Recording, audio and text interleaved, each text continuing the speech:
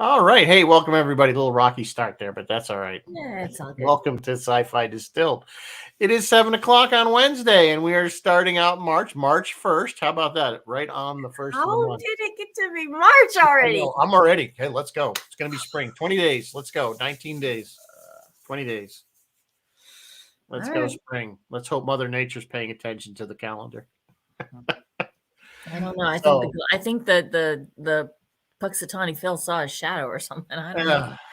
whatever. I know it was gonna be. It was. I don't know for everybody else, but up here it wasn't so bad. And Yeah, they now were this threatening week, us with this like week we're 7 inches. getting hammered. We're supposed to get another like foot this Saturday or something. Yeah, we are supposed to get more this weekend, but they told us 5 to 7, and I think we only got 2. So Yeah, it hasn't been, but it's been steady. It's like keep another storm, another yeah, storm. but it's spring, so they don't last long, and it's already 40 degrees and melting and stuff. So Maybe down in Massachusetts, not up here. oh, sorry, 2 hours north. That's that much colder. It does make a difference. It is the Great White North there. It's cold front from Canada. Darn Yeah, Canadians. you guys get that Canadian air. Darn Canadians. Okay. So who we got watching today? Hey, Dennis and Chris. Chris LaRoche is here early. Hi, Welcome, Chris. How are you? And Martin and Jeff and Bill. Hey, Thank you for joining us, Hi, guys. Bill. How you doing, Bill? So we're starting off our month of robots with kind of a very light, fun Pixar film called Wall-E from 20. What was it now? 2008. And I'm pretty sure I saw this in the theater because I had a small child, about a 6-year-old at the time. Yeah, perfect age. So pretty sure I took her to see that, and we enjoyed it. And it's a good, all the Pixar films. Really, I can't think of a really bad one. Nope.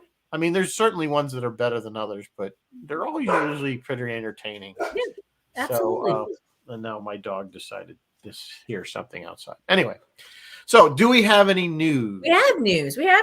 And since we've chosen to do robots this month, we'll be talking about all kinds of robots. I want to talk to you guys a little bit about how you guys define robots versus how you define androids and stuff like that. But first, hey, Mandalorian tonight. So when I go to my little news feeds where I squirrel out all the news of the week, the sci-fi news of the week, when I went to all my news feeds this week, everything was Mandalorian. And I haven't seen the episode tonight yet. I haven't watched it yet either. And I'm not going to spoil it for anyone, so I'm not going to be reporting on Mandalorian. But if you are enjoying Pedro Pascal in Mandalorian and in The Last of Us, and you want to see him in more sci-fi, maybe check out 2018's Prospect.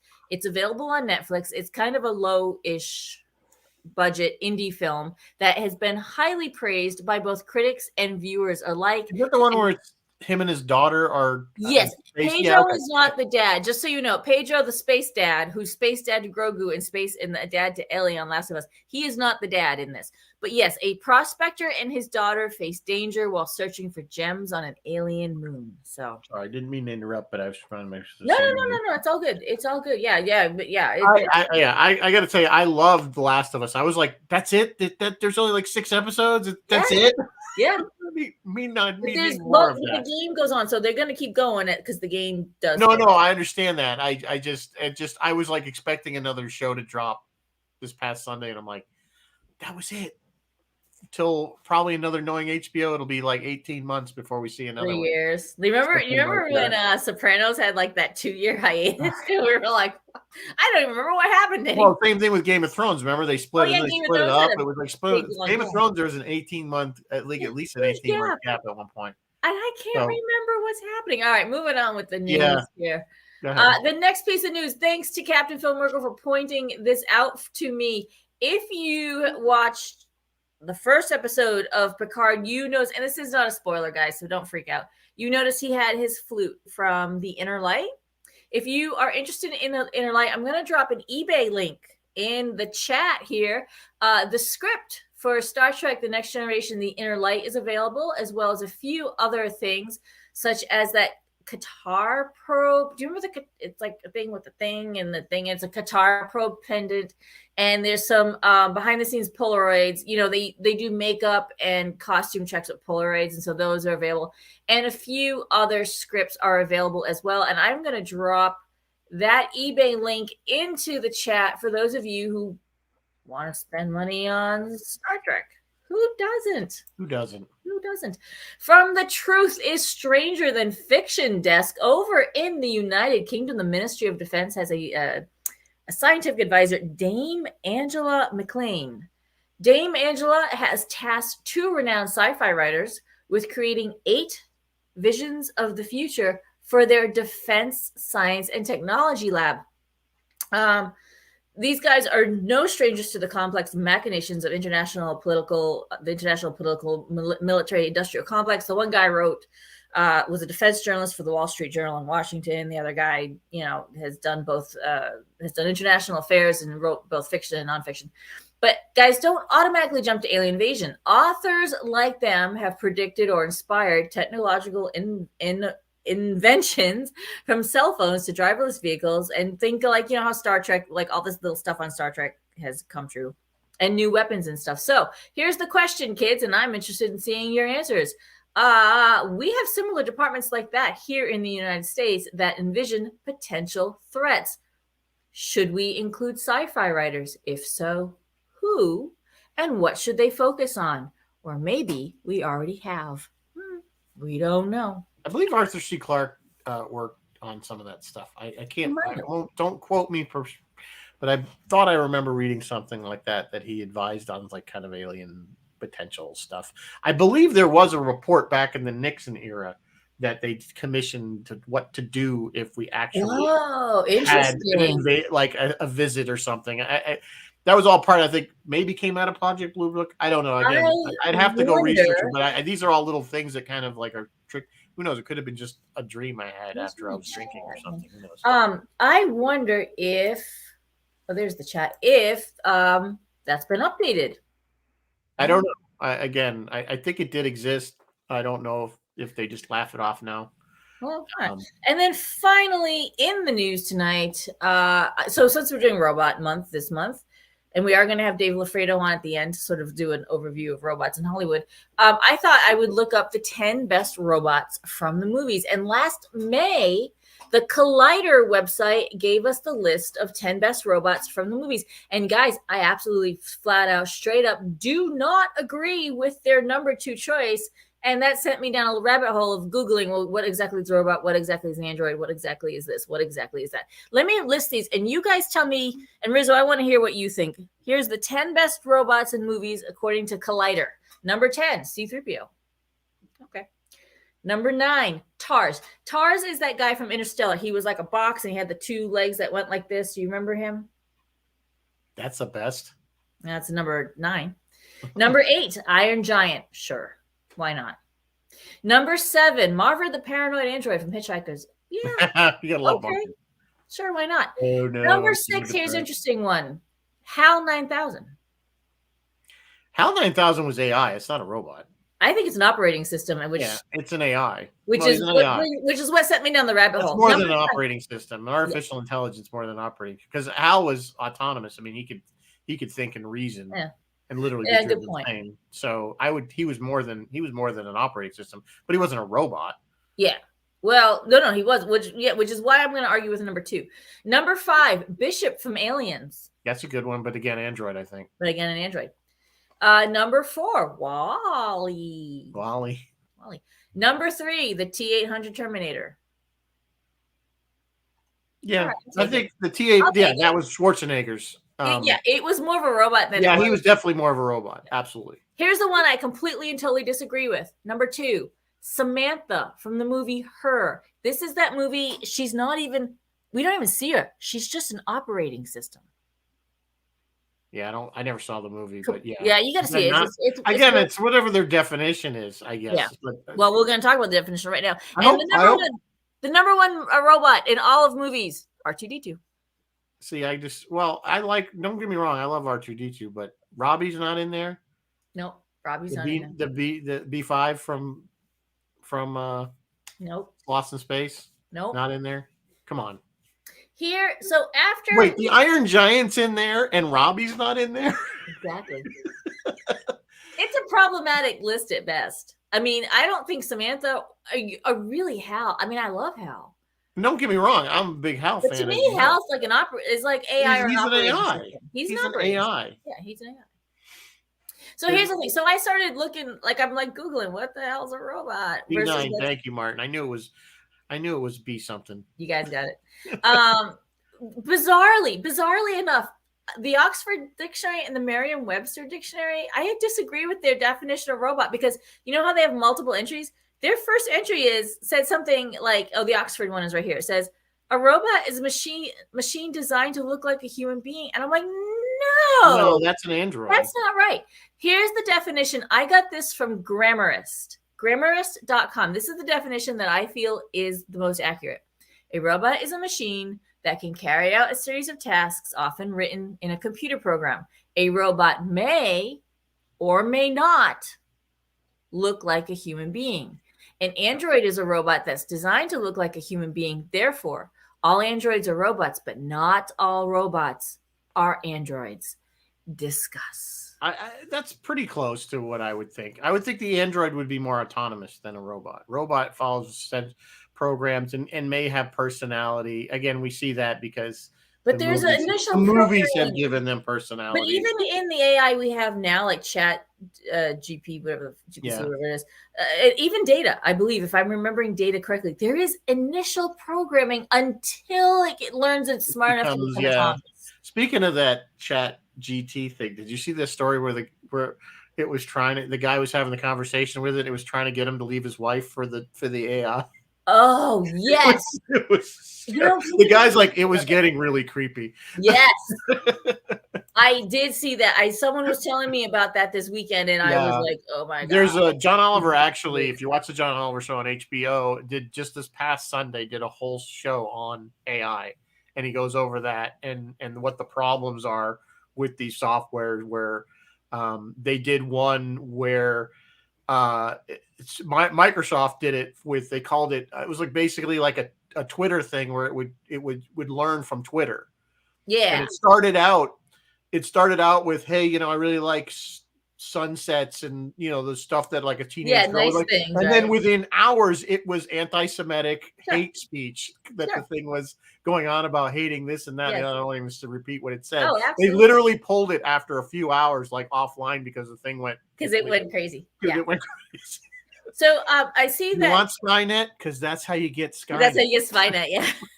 or something like Raised by Wolves. I don't know if you guys saw Raised by Wolves on HBO, but that was not a favorite of mine. And but they were androids, and they were very, very advanced androids. Right? Yes, they and when were. you get to like the Westworld TV show androids that are like almost flesh and blood. Those are androids to me. Bill is pointing out, robots have been welding cars since the 70s. Yeah, there are industrial robots. If you go to TargetTech.com, they have fantastic, because I think they build robots. They have a fantastic overview. See, in my mind, it's what Boston Dynamics has been doing. Or Boston Dynamics, yes. In my mind, there's a spectrum. There's this end where they're the clunky robotic metal boxes that all the way up to the Datas and the Raised by Wolves and the very human and the like the ones you can't discern that they are, the Blade Runner, the replicants. Like that, to me, it's the spectrum. Yeah. But the statement, all androids are robots, but not all robots are androids. Is that accurate, do you think? 50-50, little column A, little column B. I don't know. I have to think about that one. I say yes, because I think there's initial programming. Well, the term robot is very broad. So yes, I guess it does have some merit, that statement. But when I think of a robot, I think of something that is very mechanical, metal, so to speak, not any kind of rubber flesh simulation or something like that. I know what you mean. And it has more of a specific purpose. It's not just here to mimic human behavior, but it was built to, like WALL-E, just to collect and crush garbage. That's what it, and it just developed a personality. Yeah. Even R2-D2 is an astromech droid. Its primary purpose is to navigate space. Droid is short for android, so you would think it would look more human, but it's not. It doesn't have. But again, we're talking about a galaxy far, far away. That's true. Did you know George Lucas coined the word droid in 1977 for the movie? Like, I did not. That's what Graham, whatever the movie, whatever website I just was on. That's what they say, that George Lucas came up with that. Oh, I believe it. I totally believe Droid. I need to confirm that. I don't know, but yeah, I believe it. And then just as a side note, guys, cyborgs are something that starts out biological and then has stuff added to it. Like the $6 million man, he's technically a cyborg. That's completely different. Just FYI. Yeah, we're not doing them. We're not doing them right now. That's completely different. We're strictly in robots and androids and that weird scale of where do they fall. I'm sticking more towards the robot mechanical. We're sticking a little robot, but I'm trying to lean more away from when we talk to Dave Lafredo, I'm sure we're gonna. Yeah, we're gonna have like I said, at the end of the month, we're gonna get Dave Lafredo's gonna come on. And here's speaking of human attributes. Here's the other thing: is there a movie? Is there a movie or a TV show that has robots where the robots are not anthropomorphized, meaning they are not given human traits? Because to tell the story, WALL-E has a lot of human traits. I mean, The Matrix. I mean, aside from the programs in the Matrix, which are not robots, in the outside real world, those squid things, don't they fall under AI operating system category? Well, I think they're controlled by a master AI, but they're all. But they're anthropomorphized. They look like humans. They look no. That's in the program. I'm talking about out in the real world. Those squid things would start tearing apart, and the things that would remember the things that came and took the babies or the people. Plucked them and plucked them out. Yeah, so those were completely. All right, fair enough. Fair enough. Those are not although they were scary. Like they'd search and then they'd find you, and that's a little bit human. I think even in this movie, WALL-E, okay, the main bad guy, which was the ship's main computer, if you will, Otto, was not. He looked like a ship's wheel. I mean, that's what he was supposed to look like. In case you didn't figure that out. Yes, I don't mean anthropomorphized with. I mean having like human traits in their behavior. And yes, WALL-E, despite not looking, and Short Circuit is another good example. Despite not looking human at all, they still had eyebrows that were right. They gave you the feeling of right. Emotions. You knew when WALL-E was. Well, I'm still going to stick with the Matrix. I'm still going to stick with the Matrix on that one. Are there any others? Because most somebody mentioned Huey and Dewey from Silent Running. Although they had Otto was they had that Star Wars droid kind of a feel to them. Even R2, who had no facial expressions, through his chirping and beeping, you still got the sense. Yeah, because when he was sad, he'd go.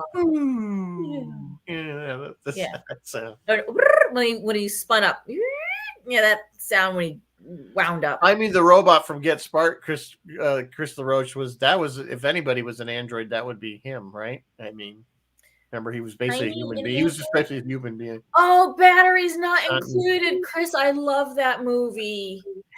They were little alien ships, though. I don't know. Were they robots, Chris? I don't remember. I remember them flying around.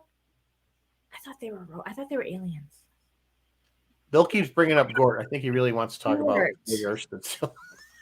We can look at. Hey, we're looking at a lot of robots. We haven't chosen our next movie. Gort really didn't do much. Gort stood at the end of the ramp and looked badass. Yeah, he was just there for threat. He really didn't threat level 4. He just kind of stood there. Like you didn't really want to mess with him. You didn't want to mess with him. He had the little eye thing. Maximilian, remember in Black Hole, Maximilian? When Maximilian was scary he was scary. Black Hole. He was scary with the blades, the rotating blades. And that was really scary, yeah. Yeah, no, Maximilian was kind of a scary. But again, I think you're right. He had human traits in the sense that you were kind of afraid. You know what I'm saying? It's that. Yeah. They give these. So if they're gonna do a movie about robots with robots, they gotta give these robots a way to communicate. If you don't connect with them exactly on that human level, then it's no different than I don't know, any piece of hardware in your house. I mean, you don't get emotionally attached to your microwave. I got a nice toaster. I don't know. I get emotionally attached to my cars. Like I'm always. I do. I'll agree with that. I do. It's time to turn the car and get the new car. My little red sports car, my little. Like you're excited about the new car, but then you think of all the years with the old car. I don't really get that attached, but I do. This is the guy with the Jeep that's from '98 that I've had since brand new, and can't give it up. So, I guess I'm not one to talk. Anyway, we've spent 20 minutes and we haven't talked about this movie. Okay, all right. Do we have a drink tonight or no? I didn't have one. I'm gonna post it in the chat because I didn't have time. I've been really busy at work. So the toaster. Oh yes, Bill, the Battlestar, the Cylons. they are robots that don't really. They're not well, they are kind of anthropomorphized. They are. They walk and they vaguely humanoid. Yeah, those were kind of Did different. they have any emotional content? They just by your command. That's no, they were. Yeah. Well, we talking about the original Battlestar or the 2004 Battlestar? Oh, Bill, did you mean the reboot or the original? Because the reboot, now they became androids or cybernetic. Right. They evolved. Yeah, or cybernetic organisms. Like after androids, when you really get into the fleshy ones, that's a cybernetic organism, right? Yeah. Well, yes, I think they are more. Let's put that on our sliding scale. Sort of grown, but there's yeah, I think there's like Bishop in Aliens. He was stuff. He was.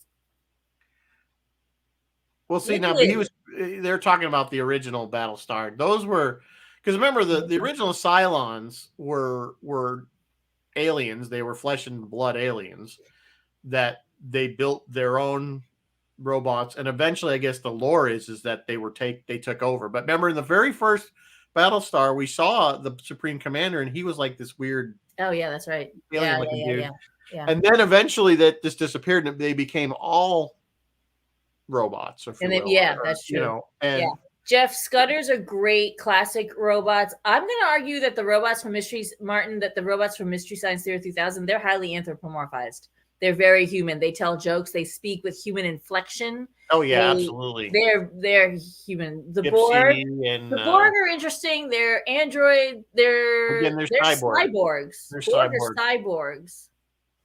Yeah, Lucifer, right? Lucifer. Lucifer was not the commander. He was like the base ship commander. You guys are good at this. Voiced by none other than Dr. Smith himself. Dr. Smith himself, yes, Jonathan. I just had his name in Harris. Thank you.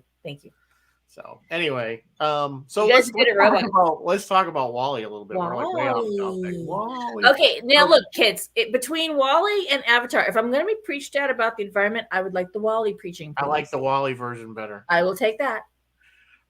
There's a lot of stuff in this movie. Actually, I just rewatched it and I hadn't seen it probably in many years. And it really is a good movie. It's fun and it is a kid's movie. But I think adults can enjoy it. But I think you're right. There's a huge environmental message in this film. But it hits you over the head. It hits you over the head, like again with a pillow. Because it's obvious. It's so obvious what they're trying to say that they're not being subtle about it, but it's okay because we all know that it's a joke. And I love that basically everything has become this one massive mega corporation. By and large. By and low, B&L. So everything's B&L. Everything on the planet is B&L. And of course including maybe the government, it seems. Because that's what the guy that sees Selby Forthright, that's the guy who would come on. Was the actual human character. That was Fred Willard. He was the president, but he was also representing the company. He's the president of the world or whatever. He was both. He'd be like if Jeff Bezos became. Yeah, exactly. So, but they destroyed the environment and they left. And why WALL-E was the only little trash droid, which stands for Waste Allocation Load Lifter Earth Class. Earth class versus, and we do see A class. We do see Axiom class briefly in the movie. Right, they're much bigger. The bigger ones in the trash. Yeah, the Axiom is obviously a very massive ship. It has like 80 decks or something. And of course, we assume it left Earth in the 21 something. Oh, we know when it left Earth. Hang on, I can tell you this because they're gone. They say they've been gone for 700. They've gone 700 years. It's meant to be here. This is a little like I'm questioning this. It was meant to be a 5-year trip where we heard that before. But they're gone for 700 years. What were they eating? Because they didn't know what plants were. Well, there was, it's funny. I thought of that. And there's one line where it says something about food replication systems. So they had some kind of system on there. They didn't seem to have greenhouse or hydroponics or any of that. We don't know. I mean, it's not really the point, is it? Did they bring cows? Just regenerating their own poop and dead people. It's people. All right, kids. Joe says 2110. 2110. Hang on, I had the data when they left in my notes somewhere. It was 700 years, and it was my son. It was in the 22nd century. So yeah, it's the 22nd century. So yeah, this thing, you're absolutely right. It hits you over the head with a pillow. Because here's the thing, you know immediately what this thing's gonna be about. Like, you know the message of the movie, like but you're too busy enjoying the whole first third of the movie. There's no dialogue. No, you're right. In fact, I was gonna point that out. It's just there's no talking. squeaks and buzzes and the little cockroach. He says Wally and she says Eve, or they say nothing, or she says directive. Like, that's it. There's no dialogue. And you know what? It's charming and sweet and adorable. And you don't mind. It's a robot love story. It's a robot love story. It's what it is. And it does follow a very predictable path. Yep. So there's no big surprises in it. Again, this is clearly a G-rated movie. It's written for children, but I think adults can enjoy it. I thought one of the funnier scenes was when she she sees the plant and she goes into her little comatose state, and then the mothership comes or whatever to pick her up. Yeah. And they're leaving the planet. He's hanging on the outside. They blow through this entire cloud of space junk. Yes. Which is another, which is a current problem. Yes, it's a current problem. But not to that level. But they always, every time we see something like this, there's Sputnik. Every time. Every time they put Sputnik. In reality, Sputnik is not still up there. It did. I believe it must have burned up by now. I think it burned up. I think it's gone. But still. Doc Alexander. There is dead. You're Doc. Is it still up there? It's not still up there. But Sputnik's always up there. It's always up there. Oh, the only green in the whole movie is the little plant. Like, that's the only green. Nothing else is green. Well, at the very, very end, after they're back on Earth, there's a shot where they pull away and you see over the hill, there's a lot of green plants. Yes. That it was just, that really was bad where the city was, but we assumed that the rest of the planet was recovering. And just since we've noted that Wally stands for waste allocation, whatever, Eve stands for extraterrestrial vegetation evaluator. Now, as I was doing the research for this movie, I noticed a lot of people complain that she was a little trigger happy, and she was shooting. If she was there to look for life, she might have been shooting the life she was looking for. Well, that was the other thing. Her programming was vegetation evaluator. She was only looking for vegetation, which largely does not move. Some of it does move. But for the most part, it would not have been moving. So but she was heavily armed. For scouting mission, she was heavily armed. Don't dig too deep. Got to dig a little deep. Got to dig a little bit too deep into this. Got to notice. We totally ignored the cockroach, which is life. And the cockroach, that's right. She funny, but that was that's kind of the one of the tropes that the cockroaches will survive the nuclear war. That the cockroaches will outlive us all because they can survive in radiation and all this other stuff. So. Even if we really ruin the environment for humans, my guess is there'll be some kind of life. It finds a way. Life finds a way. But here's the thing: is like if you actually look at the trash, like look at the planet that they left behind, they did finally build like windmills and stuff, but like on top of piles of waste. So it's like I think Wally did that. Oh, Wally was the one because Wally was the one building the buildings of trash because you remember they saw where he had a clearing. There's a nuclear plant too. There's a nuke and then a plant, and then there's the wind turbines, and they're on top of the waste. So what I got from that was that the humans waited until it was too late, and then they tried, and it was just too late. Yeah, maybe. And again, I think you're reading too much. But Wally was building the buildings of trash. Yeah, Wally made the pyramid buildings. There were still regular buildings left too. Right. There was. Yeah. So that was one of the things I love. Of course, they get to the axiom, which they implied originally that there was more than one ship, but then we only get the one.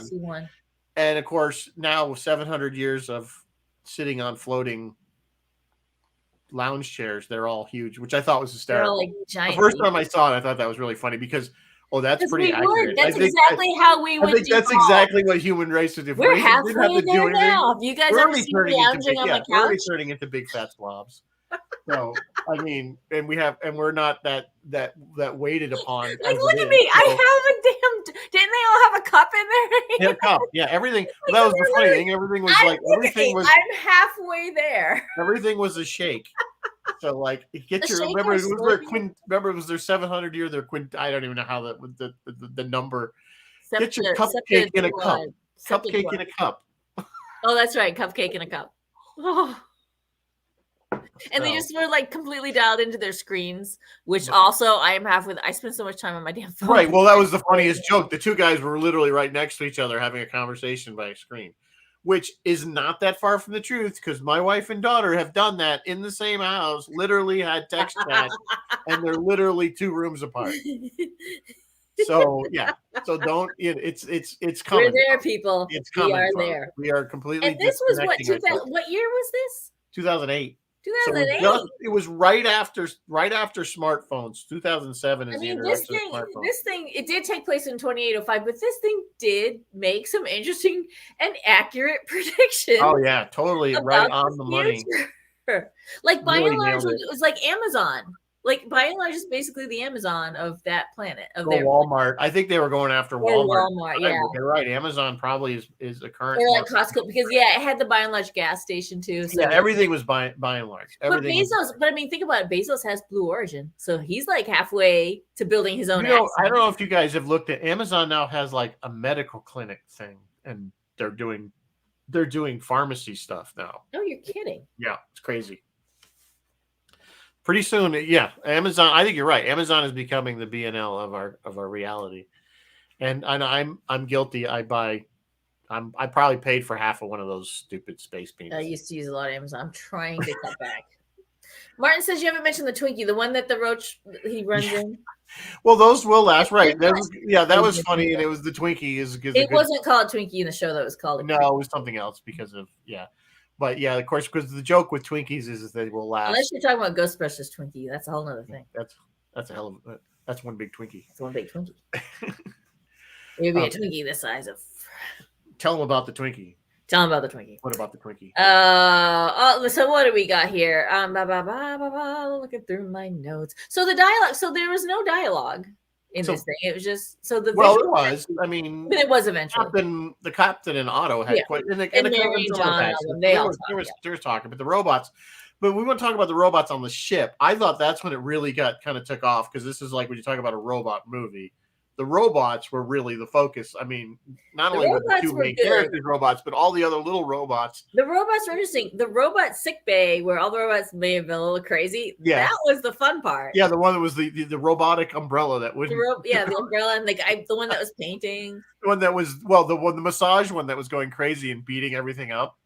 That's the one that took out all the police robots. He's like smashing them and everything. So that's what I thought it was really cool because again, when I think of robots, I think of these very specific devices built to do a specific set of tasks, and that's what this ship is. Every little task had its own little robot that did just that. The one that cleaned everything. Even the robot by the pool that was like splashing. Yeah. Yes, they had their own jobs. It wasn't like had a very specific job. That was their job, and I think that's what, to me, that's one of the reasons I kind of. That is exactly what you think of. Essential robots do everything. Yes, you have instead of building 1 or 2 robots that can do a lot of things, they built a million different kinds of robots that did one specific job. That each did their own task, including Eve. They built Eve, and her task was to go look for vegetation. So somebody spent a lot of time, and then I love the fact that they follow the little light path. The lines the people did too. Which is, again, a real thing because a lot of factories that have mobile robots will do that. They will follow. In fact, we're putting in our new pavilion at the hospital. We have robots that UMass has those lines on the floor. Yeah, and that's what it is. If you go to UMass Medical and you need to go to where X-ray, follow the line. Yeah, that's an old thing, but these are actually things embedded in the floor that the robot will follow. So, like, literally, we have this new building opening up, and it will have robots that will bring the pharmacy that will deliver drugs and stuff. Are they going to be better? Have you guys ever seen the robots in the supermarkets? They're really tall and thin. Yeah, I've seen them. I've never used it. I have a video on my Insta I took of one just like not plowing down a lady, but like completely ignoring this lady and like going. She had to like get out of his way because he just was going like. Well, and that's another thing that again, and that they brought the way they learn. These AIs learn is only what we put into it. Yeah, that's true. You remember the Uber car that hit the person? The Uber, the automated. It was an automated it was an autonomous Uber vehicle that hit a pedestrian. Okay, yeah. The pedestrian jaywalked. apparently the system was never trained to deal with a pedestrian who's not in a in crosswalk, because that's all it was ever taught. The other thing they also tends to be, again, they tend to always use, when they use as examples, this was a great in the show that I watched, they always seem to use males. They tend to be white or light colored. So again, these are, and the robot's only learning what it's given. You can give them 1,000 examples, but if they're all the same, it's only going to learn one thing. Little boy, yeah, little white boy. So again, and I'm pretty sure, again, over time, as we get more data into these things, they will learn better and they will be able to recognize situations. But anyway, systemic racism. We're kind of like moving on back to the robot. Let's talk about robots in the chat. They have some really great examples. Yeah, so the general gist is that irrational love can overcome any programming, but because there was no dialogue, the sound, the Foley work, and the sound and the music became really, really important. And they spent a lot of time. The director and the writer looked at Buster Keaton and Charlie Chaplin movies to make sure they got silent storytelling right. And I'm going to say, I think they did. Yep, I agree with that. Dennis is saying the cleaning, he messes with the cleaning robot at Walmart. Be careful. You're going to end up in a duel situation. Where Dennis, does it have the thing on the floor that's following you home? The villain, so Otto is kind of the villain, but isn't really like the institution of B&L. Well, I think you're getting a little, I don't know. Yes, I guess you could look at it that way. I mean, or there also was the savior, because if they hadn't had the axiom and they were trying to clean up the planet, but it failed. True. If they hadn't sent the axiom out with all the people on it, there would be no human race left to populate the earth. So. Which also, they were babies. Like, we definitely saw babies. Yeah, no, they were. Well, they obviously weren't the original crew. They're 700 years old. 700 years later. Yeah, but so we still have babies. They actually show that really well in the captain's quarters, because you see the first captain. Yeah, you see the captain. Debonair man. And as they went through the generations, they got fatter and fatter and fatter until they got. They lived pretty long, though. Did you notice that they were captains for over 100 years? So they had pretty long lives. Well, one would think so. I mean, but that was the funny thing. Otto was always in the background. That was kind of. He was always the one really controlling the situation. Looming in the background. Directive A113, which is a little Pixar. That's a little Pixar Easter egg. A113 pops up in every single Pixar movie, and it is a classroom where the original Pixar animators at Caltech or UCLA. I'm not sure where. It was a classroom where they all studied filmmaking or animation. Well, again, I know I've mentioned this. If you watch Disney's Light and Magic, you see that Pixar was basically part of. It was and it split when one wanted to keep doing models and the other one wanted to do CGI, and they didn't. So they said, you know what, we don't want to deal with models anymore. We just want to do CGI. Yeah. So they broke off and became their own company. And there are a number of Pixar Easter eggs in this movie, including a couple of the characters from Toy Story. You see them tucked away in Wally's, he's in that truck thing. Right. There's all the shelves. There's a lot of those things tucked away, and there's some other stuff here and there. Just little nods to other. And they do that a lot in their films, of course. Thanks, Dave. Of course, they always have John Ratzenberger in there at least once for a few lines. And John Ratzenberger is in there so too. That's kind of like their Easter egg. Where is John Ratzenberger in this film? He's everywhere. He's everywhere you want to be.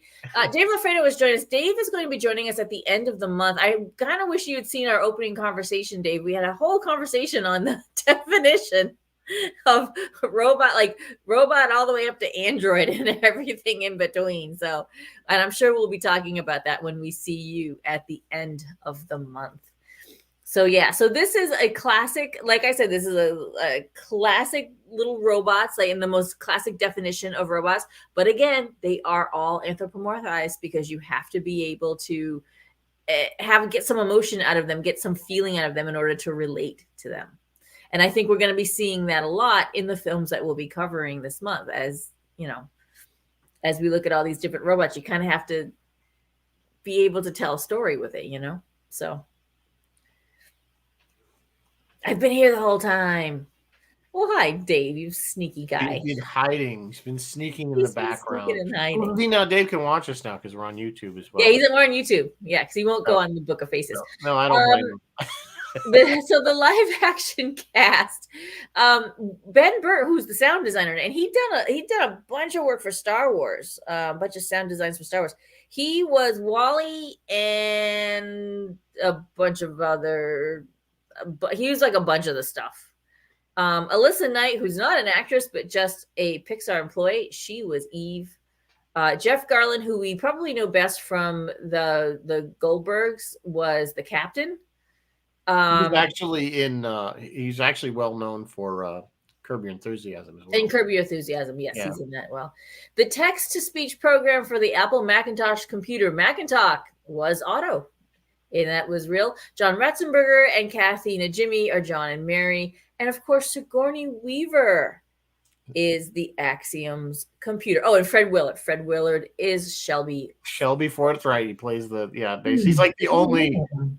He's one of the only. Well, he's like the only live action person in the film.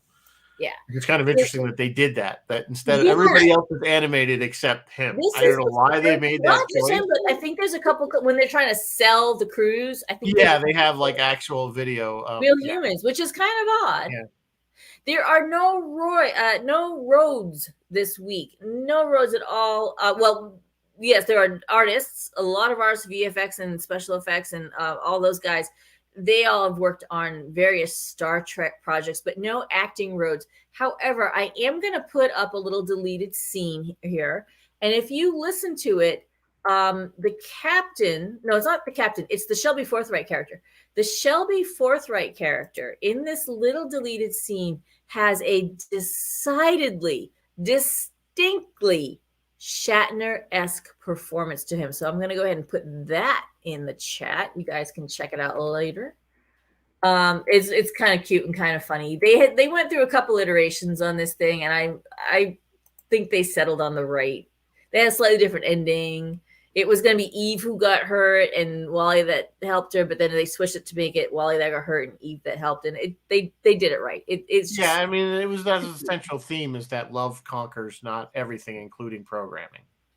Yeah, Martin, yes, love conquers everything. Martin, we forgot about the clips from Hello Dolly. Yes, there were a bunch of clips from Hello Dolly, including the one of the holding hands, which wasn't in the original movie. They had to actually actually ask permissions and get the rights to kind of digitally zoom in on that to recreate that.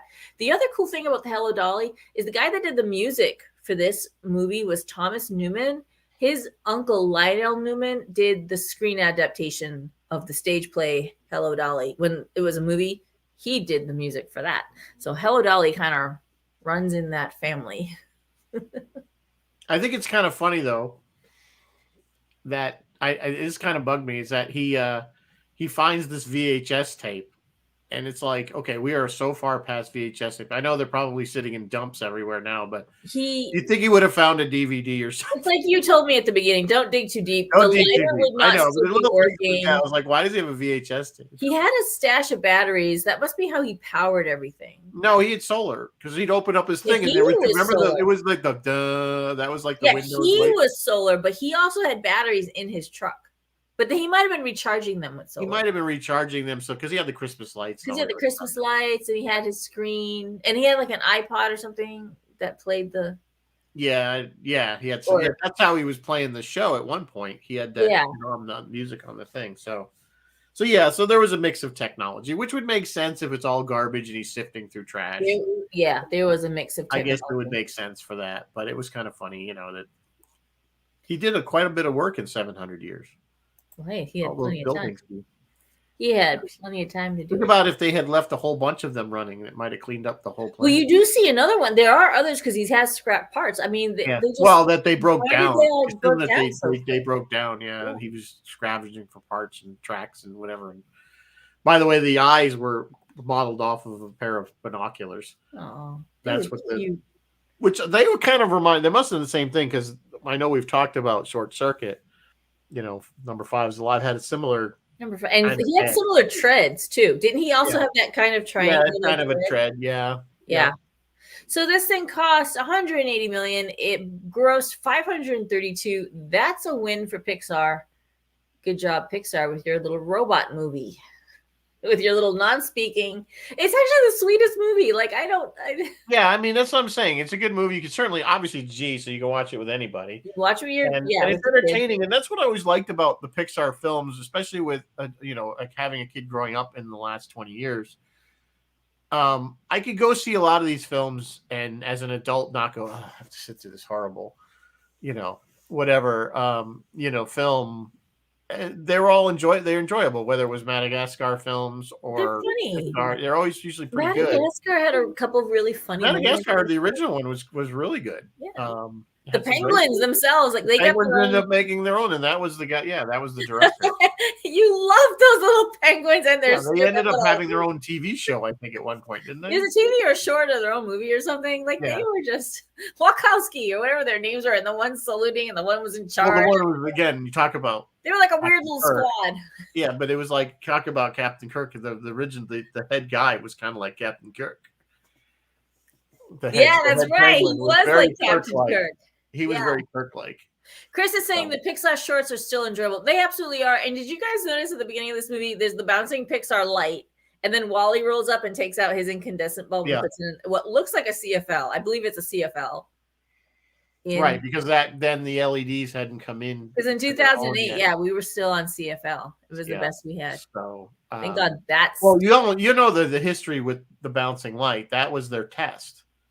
Yes, that was their test animation that they did. What was the name? I don't know. Prove their technology. They did the short with the light doing its thing, and now it just became their logo. Yeah.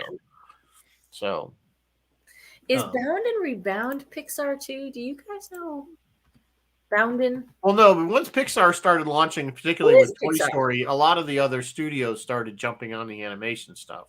Yeah. If you guys want to see an adorable animation, a Pixar short that is freaking adorable, Boundin', Boundin'. I can recite it word for word. It is one of my all-time favorites. But yeah, it can kind of show you the evolution of Pixar themselves. They've come a long way from when they first broke away from Disney to what they're churning out now.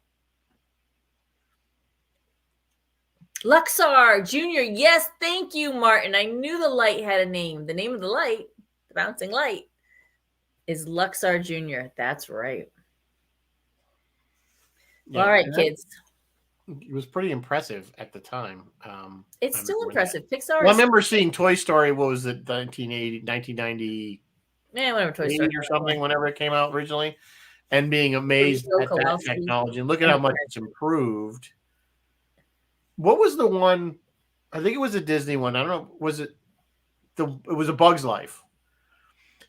And one of the things they did was they did outtakes at the end, or it was on the DVD. Yes, and they did the outtakes. Yes, as if they were screwing up their lines, and people were people actually thought that those are you realize they have to make that. They don't actually there was actually people that thought those were really outtakes.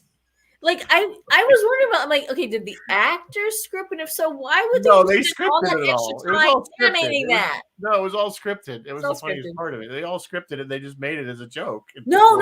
You know who else did outtakes? Monsters Inc. They had that was really cute outtakes. That's not Pixar. With Sully and it is Pixar, right? Yeah, Pixar. Yeah, that's Pixar. Yeah, I love Monsters Inc. So I do too. I do too. I'm gonna bound in. We did Monsters Inc. We did. Sully and Mike. So anyway, yeah. So this movie again. I liked the fact that the message was there, obvious. It wasn't the main theme of the movie. The main theme of the movie is this love story between the robots. It's very cute. It's heartwarming. And I'm not that type of person. Generally don't like that type of, film. You're not a touchy-feely kind of guy. Touchy-feely kind of guy, but I did like this one. It was entertaining. The jokes were good, when they had them. So I like the little robot that kept trying to clean everything. Mo. He became obsessed. I need one of those. He was like a Roomba. Basically, he's our little Roomba. Well, that's the thing. You talk about robots, and that's what we look at the age we have now. We have robots that already supposedly, that clean our floors, and we have robots and we have operating systems we can talk. Right. Well, to talk about all these, and we have voice activated gizmos. Talk about the smart home. I can turn lights on and off in the house and other functions and adjust the temperature just by talking to the system. Not even, talk about Star Trek. Yeah. I mean, yeah, I remember they pointed out computer lights it, early, whatever. When Next Gen first came on the air, there was a scene where Geordi or Worf, one of them walks into Data's room and he's playing like 3 different pieces at once on the computer, 3 different pieces of music at once on the computer, and he's like, turn it off. That was not possible when that show aired. And now I could literally do that right now if I wanted to. I could fire up 3 different things right now and make noise. Like you could do it. You would just need 3 different stereos running at the same time. No, I could run 3 at the same time on my laptop, which is what he was doing. Yes. But I'm saying, you can't. Yeah, you couldn't do it out of the same piece of equipment, right? I know what you're saying. Well, you can. Our stereos can't handle it, but our laptops probably could. Yeah, the laptop could do it. Yeah, sure. But anyway, well, as we know, with Star Trek has always kind of shown us the future in many ways. Star Trek has shown us the future in many ways. Yeah. So. All right, kids. Mary Beth's had enough. I'm ready for bed. She's ready for bed. It's not even 8 o'clock yet. We got 8 minutes. I need to go up in my. No, it's fine. It's fine. We'll talk. So next week, I don't know what do you think for next week? I'm thinking. I was kind of leaning towards iRobot, the Will Smith one. It would be a nice contrast. It's not anything like the actual. You know what? You know what might be an interesting one? Might be Ex Machina. Yeah, I have to watch that. I have never seen it. It's interesting. It's what's fascinating about Ex Machina. The reason I haven't watched it because my wife watched it and she hated it. Okay, well, you watch it independently of her. But the thing that is the way they have designed it's an android. Her face is the actress playing the face, but you can see into the head and into the neck and see the right. gears. No, I'm familiar with That's fascinating to me. If you don't like the story or whatever, just ignore that and just look at the beautiful work they did designing this android. She's not fully robot, but not fully human. Like she's it's kind of what they did in iRobot, because remember, he kind of had a face. Oh yeah, iRobot kind of has the face, but the face is really blank. This is Alicia Vikander playing so it's a real girl's face, whereas in iRobot, it's that very, very blank face that they all have the same face, don't they? It's funny, Dennis, you mentioned the 70s Westworld. That is one that we talked about that tonight. The 70s Westworld is the original Westworld. We're seriously great movie. Thinking of seriously considering that one. What do you guys want to? So, what do you guys tell us? Do you want us to do? Do you want us to do iRobot? Do you want us to do Westworld, or do you want us to do Ex Machina? Or do you want us to keep looking at the robots before we get to the androidy robots? Do you want us to follow a sliding scale? Which I wouldn't even know how to order. I have enough trouble trying to pick stuff out. Castle in the Sky. What's that one, Martin? I don't. Oh. Chris LaRoche is going. We've got one for Westworld, one for iRobot. I don't know Castle in the Sky. Oh, that must be. Is that animated, Martin? Castle in the Sky. Is that anime? Kent says iRobot. I got 2 for iRobot, 1 for Westworld. 1 for Westworld, 2 for iRobot. That's what I said. What did I say? The other way around? No, you were right. I'm sorry. I wasn't listening. Another for iRobot. Bill's we're getting 3 for iRobot. All right. You know the other animated one that's all robot-y is Ron's Gone Wrong. Yeah, it's anime. I'm not familiar with that. Neither was I. There was one that Captain Phil kept telling us to do, and I can't remember what another anime one. The name escapes me. He'll remind us. So I guess it looks like the iRobots have it. I think the iRobots have it. Because you know what? It's got Alan in it. Does the voice. To do it. Tudyk. Tudyk, thank you. But doesn't he do a David Hyde Pierce? Isn't he kind of sounding like David Hyde Pierce in that particular? But I mean, he still does the voice of the robot. I love Alan Tudyk. I love him too. Everything he does, I love him. And so, yeah. All right. Well, I guess. Let's do an iRobot. Let me write down. iRobot. The iRobots have it. The iRobots have it. The iRobots have it. So, Martin, we talked about Metropolis. 1927, the very first movie yeah. Well, I think we're going to talk about that a lot when Dave's on. When Dave's study up on Metropolis. We're probably going to talk about Metropolis in passing when we're talking with Dave about the whole evolution of robots and everything in the world of cinema. Chris LaRoche, I have considered Robots. Yeah, the one with Ewan McGregor and Mel Brooks actually is a good film. It's another kids film. So I didn't know if we wanted to keep on that, since we did Wall-E. I don't, again, maybe we'll do it another time. I don't know. Yeah, there was another robots. Yeah, Chris. Yeah, robots. Robots. Yeah. It's a good movie, and again, another one I watched with my daughter, 20, and it has Robots is little 20. Newer, I think. I can tell you when Robots was 2005. So it's actually before this one, then, right? And then let us know, guys, if you want us to do like hardware or something like Alita Battle Angel, Finch. Hardware is, like I said, that one's a pretty obscure one. Robot and Frank, or something like Hugh Jackman did Real Steel. That's just Rock'em Sock'em Robot, but with real robots. Or something like Chappie. Chappie is the old. We've seen Chappie before. We've seen that plot. It's the old. He's a police robot and he's meant to kill everybody, but then they program him to be nice, and it's weird. It gets a little weird, but yeah. Oh, number 5 is alive. Yeah. Short Circuit. That was very popular in its day. Back in 86. Very 80s. It's a very 80s movie. Very 80s. Yep. So, anyway. Well, that brings us. What do we got coming up?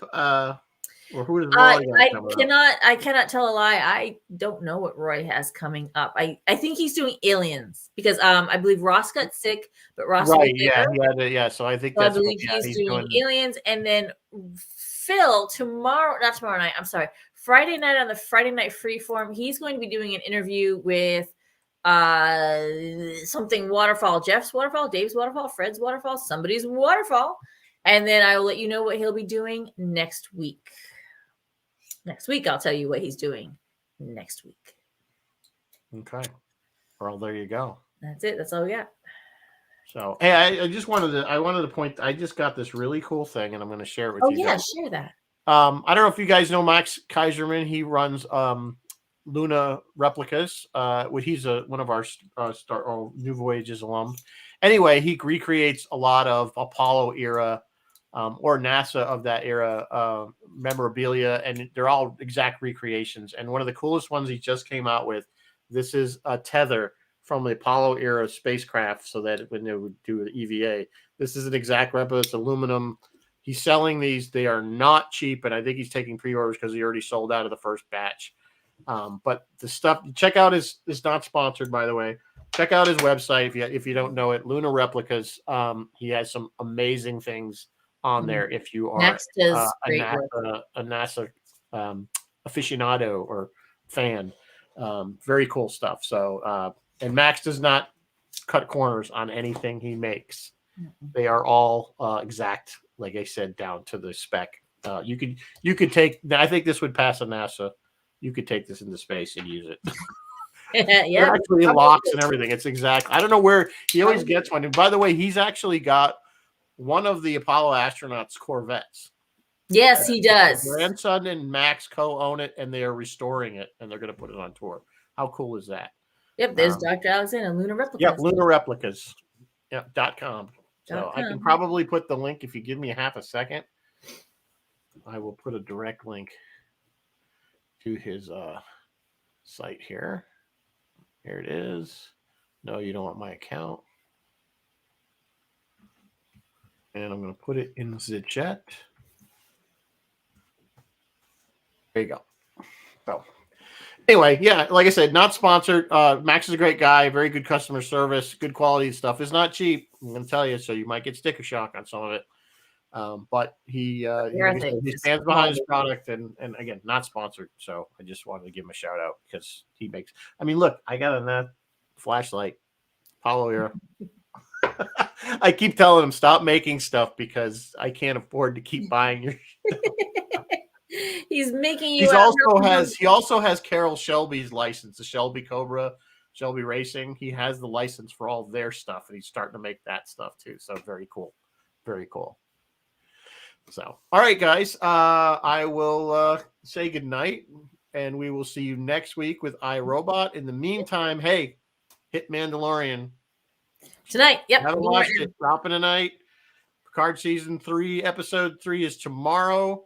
Gotta say, I'm more excited about Mando, but sorry, don't shoot me. So, all right, guys, good night. Live long and prosper. We'll see you next week. Bye, guys.